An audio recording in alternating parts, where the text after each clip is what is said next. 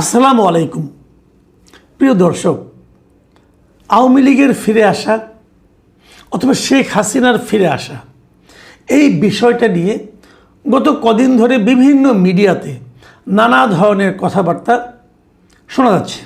অনেকেই বলছেন, প্রথমে তো আমরা দেখলাম অন্তর্বর্তীকালীন সরকারের উপদেষ্টা মাহফুজ আলম উনি বিশাল একাধিক পোস্ট দিলেন ফেসবুকে যে আওয়ামী লীগ কীভাবে ফিরে আসছে, কেন ফিরে আসছে, কেন ফিরে এসেছে অথবা কেন ফিরে আসবে, এগুলি নিয়ে অনেক কাহিনী উনি বর্ণনা করলেন। সেগুলো নিয়ে আমি গতকালকে একটা ডিটেল একটা আলোচনা করেছিলাম এবং কালকে আমি একটা ছোট্ট কথা বলেছিলাম যে এই পোস্টের প্রেক্ষিতে ডক্টর আসিফ নজরুল অন্তর্বর্তীকালীন সরকারের আরও একজন উপদেষ্টা তিনিও কিছু কথা বলেছিলেন। তো তার কথা নিয়ে আমি আসলে ডিটেল কোনো আলোচনায় যাইনি, আজকে কিছুটা যাব। আবার একই সঙ্গে আমি গতকালকেই দেখলাম যে এই বর্তমান বিএনপি সরকারের তথ্য বিষয়ক যে উপদেষ্টা আছেন ডক্টর জাহেদুর রহমান, তিনিও কিছু কথা বলেছেন। ডক্টর জাহেদুর রহমান ওনার কালকের বক্তব্যের পর আজকে আবার ওই কথাগুলি আরও ডিটেইলে আজকে দেখলাম ওনার নিজের যে ইউটিউব চ্যানেল আছে জাহেজ টেক, সেই জাহেজ টেকে উনি আবার ডিটেল এটা বর্ণনা করলেন, এটা আজকে শুনলাম। তো আমি একটা জিনিস বুঝতে পারছি না যে সেটা হলো যে আওয়ামী লীগকে নিয়ে হঠাৎ সবাই এত কথা বলছেন কেন। হতে পারে একটা জিনিস, সেটা হলো যে আমরা দেখেছি দুদিন আগে ভারতের একাধিক মিডিয়াতে, বিশেষ করে আনন্দবাজার পত্রিকায় শেখ হাসিনার একটা ইন্টারভিউর মতো ছাপা, ঠিক ইন্টারভিউ না, শেখ হাসিনার সঙ্গে কথা বলে ওরা একটা রিপোর্ট প্রচার করেছে। সেই রিপোর্টটা আমি গতকালকে বলিনি কিছু, কারণ গতকালকে ওইগুলো নিয়ে আলোচনা করছিলাম। তো আজকে দেখলাম যেহেতু ডক্টর জাহেদুর রহমান ডিটেল ওই রিপোর্টটা নিয়ে কথা বললেন, তাই আমি বুঝলাম যে শেখ হাসিনার ওই বক্তব্য নিয়ে কথা বলা তাহলে কোনো ঝামেলা নাই। কারণ আওয়ামী লীগের উপর তো এক ধরনের রাজনৈতিক নিষেধাজ্ঞা আছে যে জয় বাংলা বলেও লোকজনকে ধরে নিয়ে যাচ্ছে। তো শেখ হাসিনার বক্তব্য যদি প্রচার হয় একদম টু দ্য পয়েন্ট ওইদিকে বলে, তো সেটা আবার কোনো অন্যায়ের মধ্যে পরে আমি তো বুঝতে পারছি না। কারণ এটা তো নির্ভর করে আইন কোনটা হবে কোনটা হবে না, এটা তো বুঝতে পারি না যে কোনটা বললে আবার পলিটিক্স হয়ে যাবে কি না। কারণ জয় বাংলার মতো একটা নিরপরাধ স্লোগান, যেটা নাকি সবারই স্লোগান হতে পারত, সেটা লেখার কারণে লোকজনকে ধরে নিয়ে পেটানো হচ্ছে, এটা আমরা দেখেছি। তাহলে এখানে কি হবে? আমরা কি শেখ হাসিনার বক্তব্যকে আলোচনায় আনতে পারবো? এটা নিয়ে কিন্তু দ্বিধাদ্বন্দ্ব ছিল। কিন্তু এটা দেখলাম যে আমাদের একটা পত্রিকা, একাধিক পত্রিকায় দেখলাম তারা এটা ছেপেছে বা জাহিদুর রহমান সাহেব কথা বলছেন, কাজে আমি এখানে কিছু কথা বলতেই পারি। দুটো জিনিস, শেখ হাসিনার কয়েকটা বক্তব্য আমি ওখান থেকে আপনাদেরকে পড়ে শোনাবো। উনি কি বলেছেন?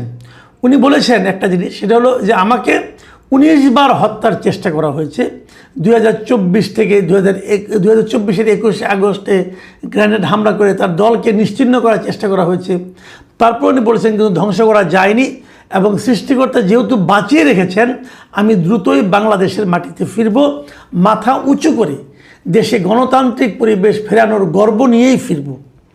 এই যে কথাটা বলেছেন, এই কথাটা নিয়ে দেখলাম ডাক্তার জাহিদুর রহমান মোটামুটি একটু রসিকতাই করলেন এবং উনি এটাকে অসম্ভব বললেই মনে করলেন। দেখুন, আমি একটা কথা বলি, রাজনীতিতে অসম্ভব বলে কিছু নাই, রাজনীতিতে অসম্ভব বলে কিছু নাই। আমি জাহিদুর রহমান সাহেবকে বলি, আপনি কি ভেবেছিলেন তারেক রহমান এভাবে মাথা উঁচু করে দেশে ফিরতে পারবেন? পারেননি, কিন্তু উনি তো ফিরেছেন। ওনার বিরুদ্ধে মামলা ছিল, সেই মামলা ওনাকে যাবজ্জীবন কারাদণ্ডও দেওয়া হয়েছিল, উনি তো দেশের প্রধানমন্ত্রী হয়েছেন।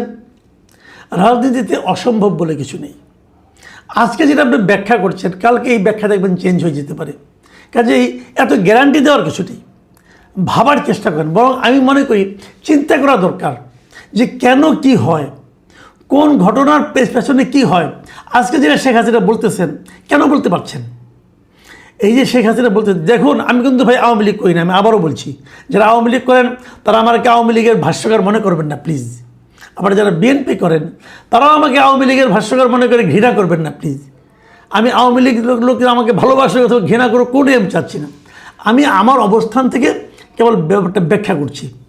বিষয়টা হলো এরকম, শেখ হাসিনা মাথা উঁচু করে ফিরতে পারবেন কি পারবেন না, এটা জাহিদুর রহমান সাহেব কি ভাবেন কিংবা কি বলেন তার উপর নির্ভর করে না। তারেক রহমান ফিরতে পারবেন কি পারবেন না, এটা নিয়ে ওবায়দুল কাদের সাহেব, হাসান মাহমুদ সাহেব অনেক কথা বলেছিলেন। তাদের কথার উপর কিন্তু তারেক রহমানের ফেরা না ফেরাটা নির্ভর করে নাই। এই একই রকম জাহিদুর রহমানের কথার উপর আওয়ামী লীগের অথবা শেখ হাসিনা ফেরা না ফেরা নির্ভর করে না। নির্ভর করে কিসের উপর জানেন? নির্ভর করে যারা সরকারে থাকবেন, এই জাহিদুর রহমান সাহেবরা, ওনারা কি আচরণ করছেন, ওনারা কথা বলতে যে কতটা বিনয়ের সঙ্গে বলছেন অথবা কতটা দম্ভের সঙ্গে বলছেন, ওনাদের কথা এবং কাজের কতটুকু মিল আছে, তার উপর নির্ভর করে। আপনারা যদি দেশটাকে ভালোভাবে চালাতে পারেন, কেউ ভাববে না বিকল্প কারো কথা, তাহলে শেখ হাসিনার কথা আসবে কোত্থেকে? আসবে না। আর আপনি যদি দেশটাকে ভালোভাবে চালাতে না পারেন, জনগণ যেভাবে দেশটা চলুক বলে চায় যদি সেভাবে চালাতে না পারেন, তাহলে আপনারা যতই চিৎকার করেন, যতই আওয়ামী লীগের দোষ ধরেন, যতই শেখ হাসিনাকে দানব হিসাবে প্রমাণ করার চেষ্টা করেন, জনগণ তার কোনোটাই মানবে না। এটাই নিয়ম। দেখুন, 5ই আগস্টে শেখ হাসিনা চলে গিয়েছিলেন দেশ ছেড়ে। শেখ হাসিনা সরকারের পতন হয়েছিল, একদম বালির ঘরের মতো সব ভেঙে ঝুরঝুর করে ভেঙে পড়েছিল। শেখ হাসিনার মন্ত্রীরা যে জেলখানায় যাননি, তারা সবাই বিদেশে চলে গেছেন। তার মানে দেশে থাকার তাদের সে আত্মবিশ্বাসটা পর্যন্ত ছিল না।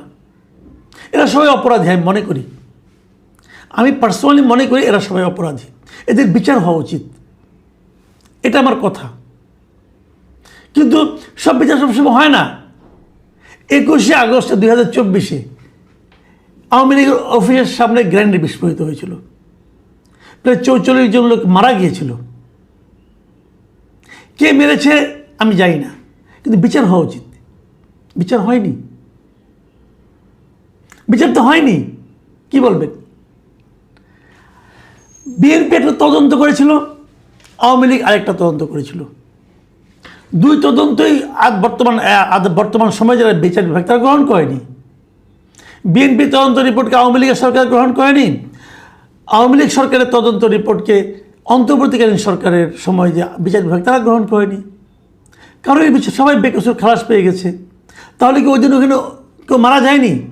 ওই দিন কি গ্রেনেড ফুটেনি? ফুটেছে, বিচার হয়নি। সব বিচার হয় না, এই দেশে সব বিচার হয় না। আপনি কী করবেন? কেন হয় না জানেন? হয় না এই কারণে যে পরবর্তী সরকার যখন পূর্ববর্তী সরকারের চেয়েও ভয়ঙ্কর পরিস্থিতি তৈরি করে, পূর্ববর্তী সরকারের চেয়ে খারাপভাবে দেশ পরিচালনা করে, তখন পূর্ববর্তী সরকারের অনেক অপরাধ জনগণ ভুলে যায়। এটাই বাংলাদেশের প্রকৃত চিত্র। অন্তর্বর্তীকালীন সরকার যদি আওয়ামী লীগ সরকার যেভাবে দেশ চালিয়েছিল তার চেয়ে অনেক ভালোভাবে গণতান্ত্রিক প্রক্রিয়ায় সুস্থভাবে দেশটা চালাতে পারত, তাহলে শেখ হাসিনার কথা তো আগের সরকারের কথা কেউ মনেও করতো না। সবাই অন্তর্বর্তীকালীন সরকারকে জয় জয়কার বলতো। তারা সেটা পারেনি। শেখ হাসিনার এক পিয়ন 400 কোটি টাকা চুরি করেছিল, শেখ হাসিনা নিজে বলেছিলেন। কয়েকদিনে, কত বছরে? 15 বছরে। আর অন্তর্বর্তীকালীন সরকারের একজন এপিএস 300 কোটি টাকা চুরি করেছে বলে আলোচনা হয়েছে, দুদকে মামলা হয়েছে। সেই মামলাকে থমকে রাখা হয়েছে কয় মাসে? 6 থেকে 7 মাসে। তো এই দুর্নীতি পেয়ে আগে দুর্নীতির কথা সবাই ভুলে গেছে। এবং যে কারণে অন্তর্বর্তীকালীন সরকারের আমলেই অনেককে আমি বলতে শুনেছি আগেই ভালো ছিল। এটা কিন্তু আপনি এতটাই খারাপ করেছেন যে লোকে আগের কথা স্মরণ করছে। আবার এখন বিএনপি সরকার আসছে, এখন বিএনপি সরকার কি করবে? তারা মাত্র 3 মাস হলো, কিন্তু বিএনপি সরকার কি করবে কি না করবে তার উপর নির্ভর করবে আগের কে ভালো ছিল কে খারাপ ছিল। বিএনপি সরকার যদি এমনভাবে দেশ চালায় যে কথা কম কাজ বেশি, যে জিনিসটা আমরা প্রধানমন্ত্রীর মধ্যে দেখতে পাচ্ছি, তাহলে দেশে একভাবে চলবে। আর যদি ডাক্তার জাহিদুর রহমানের মতো কথা বেশি কাজ কম করেন, তাহলে আরেকভাবে চলবে। আপনি প্রেস ব্রিফিং করছেন, তারপরে আপনার মন ভরছে না, আপনাকে আবার ইউটিউব করতে হচ্ছে ব্যাখ্যা দেওয়ার জন্য। কথা তো বেশিই বলছেন ভাই, কাজ কি হচ্ছে? আপনার সব কথা আমি নিজে বিশ্বাস করি না। দেখেন না, মনে আছে আমার স্পষ্ট একটা ঘটনা মতো, ওই দিন আমি হেসেছিলাম। আমি বেশি কিছু বলিনি, কারণ ডাক্তার জাহিদকে আমি পার্সোনালি খুবই পছন্দ করি এবং আমি মনে করি যে উনি লজিক দিয়ে কথা বলার চেষ্টা আগেও করতেন, এখনও করবেন, এটি আমার প্রত্যাশা। এপ্রিলের 16 তারিখে উনি বলেছিলেন যে জ্বালানি তেলের দাম বাড়বে না, অন্ততপক্ষে এই মাসে তো বাড়বেই না। তার 3 দিন পরে জ্বালানি তেলের দাম বেড়েছিল। তাহলে উনি এটা বলতে গেলেন কেন? তাহলে হয় উনি হয়তো বলবেন আমি চেয়েছি না বাড়ুক, হ্যাঁ হতে পারে, তাহলে সেটাই বলতেন যে আমি চাই তেলের দাম না বাড়ুক। কিন্তু আপনি স্পষ্ট করে বলেছিলেন এপ্রিলে তো বাড়বে না, 3 দিনের মাথায় বাড়লো কেন? দুটো কারণ হতে পারে। একটা কারণ হলো আপনি কোনো খবরই রাখেন না, সরকারের ভেতরে কি চলছে না চলছে আপনি কোনো খবর রাখেন না।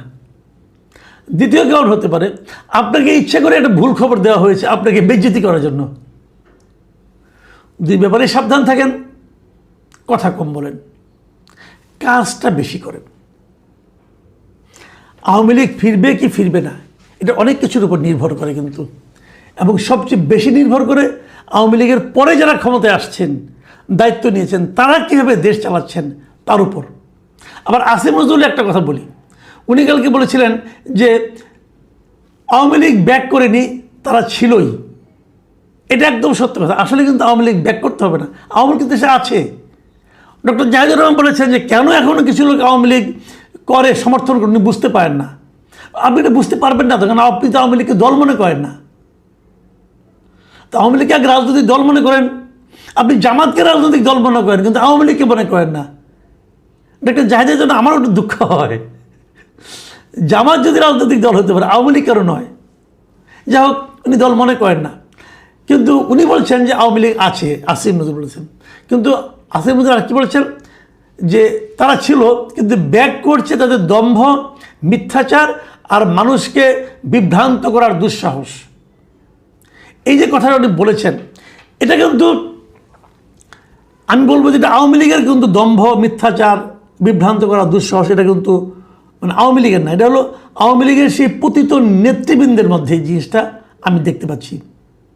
আমি আওয়ামী লীগকে পরামর্শ দেব, যে নেতৃবৃন্দ পালিয়ে গেছে দেশ ছেড়ে, তাদেরকে এনে আবার পুনঃস্থাপনের চেষ্টা যদি আপনারা করেন, আওয়ামী লীগের প্রত্যাবর্তন বিলম্বিত হবে। সিম্পল কথা আমি বলে শেষ করছি। প্রথমত, 1 নম্বর, আওয়ামী লীগের ফিরে আসা না আসাটা নির্ভর করবে বর্তমানে অথবা আগামীতে যারা সরকার চালাবে তাদের সক্ষমতা অথবা অক্ষমতার উপর।